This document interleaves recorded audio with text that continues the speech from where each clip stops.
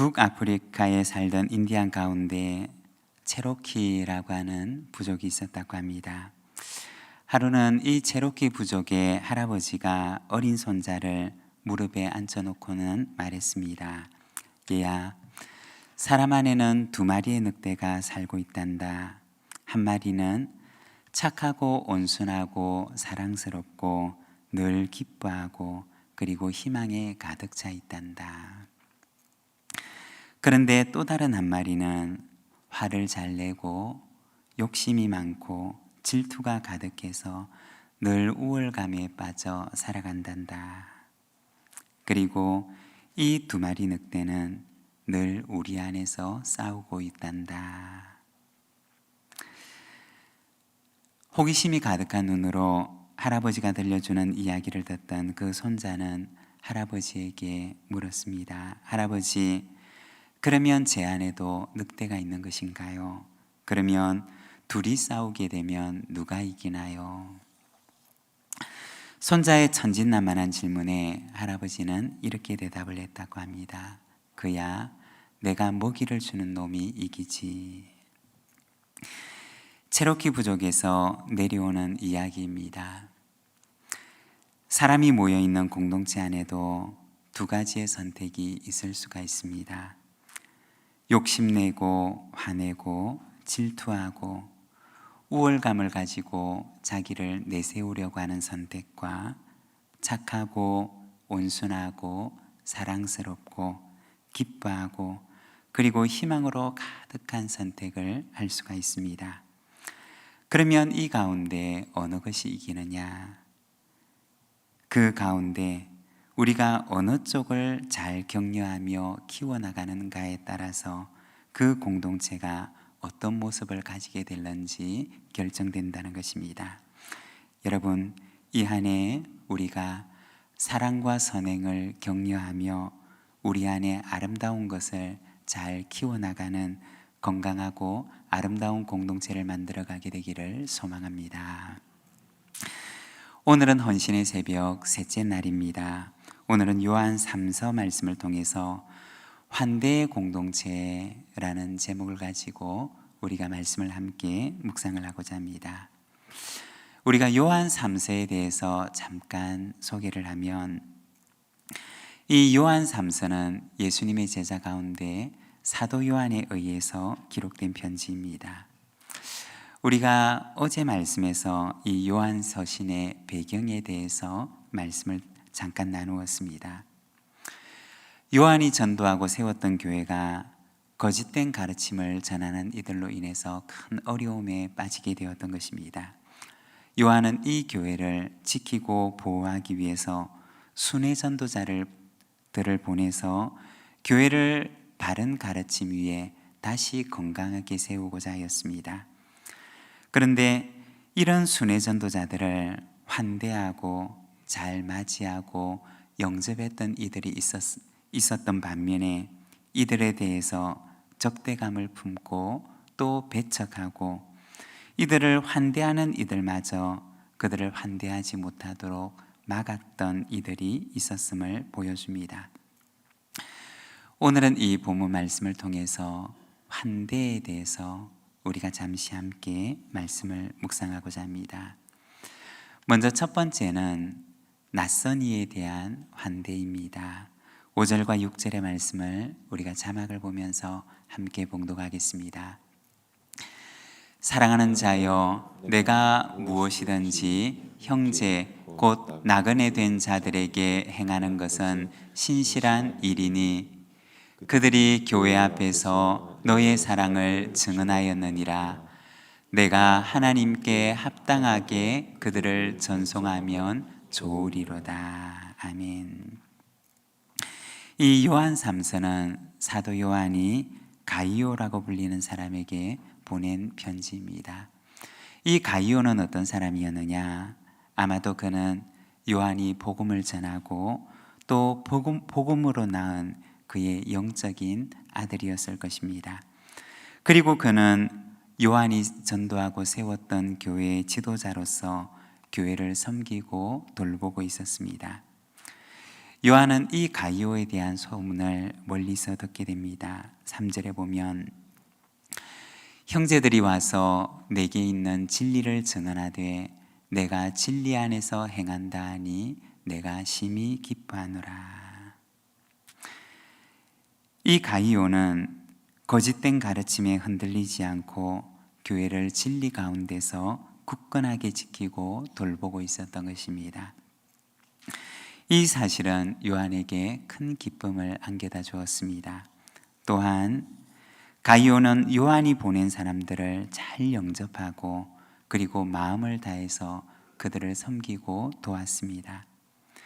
가이오의 영접과 섬김을 받았던 이들은 가이오를 통해서 참 많은 위로를 받게 됩니다.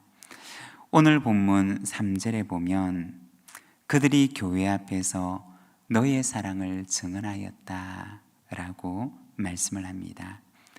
가이오의 사랑과 그의 섬김을 보여주는 말씀입니다. 그런데 5절에 보면 이렇게 말합니다. 사랑하는 자여, 내가 무엇이든지 형제 곧 나그네 된 자들에게 행하는 것은 신실한 일이니. 여기에 보면 나그네 된 자들이라고 이야기를 하는데, 이 나그네라고 하는 말은 원어 성경의 의미를 그대로 직역하면 제노스라고 하는 단어인데, 이 말의 뜻은 낯선 사람이라고 하는 뜻을 가지고 있습니다.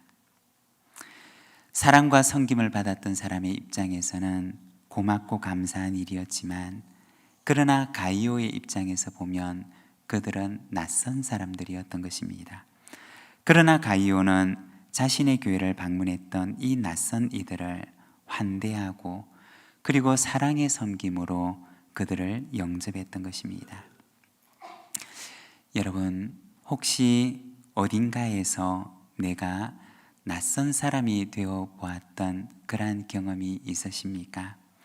저는 어렸을 때 집 가까운 교회를 다니다가 고등학교를 졸업하고 나서 부모님이 다니시는 교회로 옮기게 되었습니다. 예전에 다니던 교회에서는 중등부회장도 하고 고등부회장도 하고 그리고 교회 모임이라고 하는 모임은 빠짐없이 다녔습니다. 선배도 동료도 그리고 후배도 모두 친밀하고 친숙한 환경 가운데서 신앙생활을 했습니다. 그런데 학교를 졸업하고 부모님의 권유를 따라서 교회를 옮기게 되자 하루아침에 저는 교회에서 낯선 사람이 되었던 것입니다. 그때 느꼈던 것이 참 교회에서 어색함과 그리고 사람들은 나에게 별로 관심이 없구나 라고 하는 사실이었습니다. 교회 안에서는 다들 서로 반가워하고 즐거워하고 친밀하게 지내지만, 그러나 나는 그곳에서 낯선 사람이 되었던 기억을 가지고 있습니다. 그렇게 몇 주를 교회에 나갔다가 예배가 마치면 얼른 나와서 버스를 타고 집으로 가는데, 그런데 어느 날 청년 한 명이 쫓아와서는 우리 교회에 처음 나오셨죠? 라고 하면서 그 청년부 모임을 소개했던 그러한 기억이 있습니다. 그리고 그날 환하게 인사를 하며 낯선 저를 기쁘게 환대하며 맞아주었던 그 표정과 얼굴의 모습이 지금도 선명하게 저의 기억 속에 남아 있습니다. 내가 낯선 사람이 되어 보니 한 사람의 환대가 얼마나 고마운지를 알게 되었던 기억이 있습니다. 낯설다는 것은 때로는 우리에게 두려움을 주기도 하고 때로는 우리에게 경계심을 가지게 하기도 합니다. 그런데 우리가 성경을 보게 되면 성경은 낯선 이들이 가져오는 선물에 대해서 말씀을 합니다. 창세기 18장의 말씀을 보게 되면 아브라함이 마므레 상수리 숲을 아래에 있을 때 낯선 사람이 저 멀리서 지나가는 것을 보게 됩니다. 아브라함은 얼른 그들에게 달려가서 이 낯선 사람을 맞이하고 정성을 다해서 그들을 융숭하게 대접합니다. 그리고 그 낯선 사람은 아브라함과 사라에게 당신이 여호와 하나님이심을 말씀합니다. 그리고 내년 이맘때가 되면 당신에게 아들이 있게 되리라고 하는 약속의 선물을 주고 갑니다. 열왕기상 17장에도 보면 사렙다 과부가 엘리야를 환대하고 그리고 그에게 먹을 것과 잘 곳을 마련해 줍니다. 엘리야는 하나님의 선지자로서 그 과부의 집에 기름과 식량이 떨어지지 않는 기적의 선물을 주고 갑니다. 그리고 나중에는 이 과부는 죽은 아들이 살아나게 되는 기적의 선물을 받게 됩니다. 성경은 낯선 이들을 통해서 주시는 하나님의 선물들을 보여줍니다.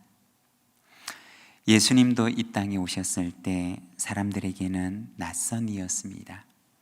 하지만 낯선 이를 환영하고 영접하는 이에게 주님께서는 구원의 선물을 주셨습니다. 우리의 모습은 어떨까요? 낯선 누군가에게 우리는 환대의 사람으로 비칠까요? 아니면 무관심과 외면의 사람으로 기억이 될까요? 하나님께서는 낯선 이에 대한 환대 속에 기대치 못한 선물을 숨겨두고 계십니다. 하나님의 귀한 선물을 가지고 오는 그 낯선 이들을 우리가 사랑으로 환대하며 아름다운 공동체를 이루고 하나님께서 주시는 그 선물이 가득한 공동체를 만들어가게 되기를 소망합니다. 그리고 두 번째는 진리에 대한 환대입니다. 9절과 10절의 말씀을 우리가 함께 봉독하겠습니다. 내가 두어 자를 교회에 썼으나 그들 중에 으뜸이 되기를 좋아하는 디오드레베가 우리를 맞아들이지 아니하니 그러므로 내가 가면 그 행한 일을 잊지 아니하리라. 그가 악한 말로 우리를 비방하고도 오히려 부족하여 형제들을 맞아들이지도 아니하고 맞아들이고자 하는 자를 금하여 교회에서 내쫓는도다. 여기에 보면 디오드레베라고 하는 사람에 대해서 이야기를 합니다. 그는 어떤 사람이었느냐? 요한이 보낸 사람들을 맞아들이지 않고 그들을 배척하고 또 맞아들이고자 하는 사람들마저도 금지하고 막았던 사람이었습니다. 9절에서는 그에 대해서 말하기를 으뜸이 되기를 좋아하는 디오드레베라고 말을 합니다. 디오드레베도 역시 교회의 지도자 가운데 한 사람이었습니다. 그리고 디오드레베가 섬기고 있는 그 교회도 사실은 요한의 전도를 통해서 세워진 교회였습니다. 그런데 이 디오드레베는 어느 순간부터 요한의 지도를 따르지 않고 하나님의 교회를 자기의 교회로 만들었던 것입니다. 교회 안에서 잘못된 영향력을 행사해서 하나님을 기쁘시게 하는 하나님의 교회가 아니라 자신이 원하는 교회로 만들어가고 있었던 것입니다. 디오드레베가 배척을 했던 것은 요한이 보내었던 사람이 아니라 사실은 진리였던 것입니다. 아마도 이 디오드레베는 당시 교회의 어려움을 가지고 왔던 거짓된 가르침을 따르고 그 가르침에 물들었던 사람이었던 것으로 여겨집니다. 2024년 이 새해 우리 교회는 배우고 성장하는 교회라는 표어를 가지고 있습니다. 하나님의 말씀을 배움에 게으르지 않고 나는 배우지 않아도 됩니다 라고 하며 배움을 외면하지 말고 하나님의 말씀을 사모함으로 배우고 또 진리에 대한 배움을 환대하는 이 한 해가 되시기를 바랍니다. 그리고 세 번째는 십자가의 환대입니다. 여러분, 이 환대가 가장 잘 나타나 있는 곳이 어디일까요? 그곳은 바로 십자가입니다. 여러분, 우리의 마음 속에 십자가를 떠올려 보시기를 바랍니다. 그리고 그 십자가를 바라보시기를 바랍니다. 그 십자가 위에는 예수님께서 그 위에 계시는데, 십자가 위에 예수님께서는 마치 모든 사람들을 환대하는 것처럼 그 위에서 모든 사람을 향해, 죄인들을 향해 두 팔을 활짝 벌리고 있는 모습을 우리에게 보여주십니다. 마태복음 11장 28절 말씀을 보면 수고하고 짐진 자들아 다 내게로 오라 내가 너희를 쉬게 하리라 고 말씀을 하십니다. 십자가 위에 예수님께서는 수고하고 무거운 짐을 지고 있는 모든 사람을 향해서 두 팔을 활짝 벌리시고 내게 오라 내가 너희를 쉬게 하리라 고 말씀하시며 그들을 환대하십니다. 십자가의 또 다른 이름은 바로 환대입니다. 환대는 십자가를 통해서 보여주시는 하나님의 사랑의 언어입니다. 주님의 그 십자가의 환대를 기억하며 오늘도 그 십자가의 환대로 우리도 누군가를 환대하며 맞이하는 사랑의 공동체를 만들어가게 되기를 소망합니다. 2024년 이 한 해 낯선 이에 대한 환대와 진리에 대한 환대와 그리고 예수 그리스도를 본받는 십자가의 환대로 아름다운 환대의 공동체를 만들어가는 이 한 해가 되기를 소망합니다. 그리할 때 우리 공동체 가운데 하나님께서 예비하신 선물이 가득하게 되는 은혜가 있을 줄로 믿습니다. 우리 시간 함께 기도하기를 원합니다. 오늘 우리에게 주신 말씀을 따라 하나님, 이 한 해 환대의 공동체를 만들어가게 하소서. 예수 그리스도의 그 십자가의 환대를 본받아서 낯선 이를 환대하고 진리를 환대하며 그 환대 속에 감추어져 있는 하나님의 선물이 가득한 이 한 해 저희들의 삶 그리고 우리 부산진교회 믿음의 공동체가 되게 하여 주시옵소서. 우리 시간 하나님 앞에 함께 기도하며 나가겠습니다.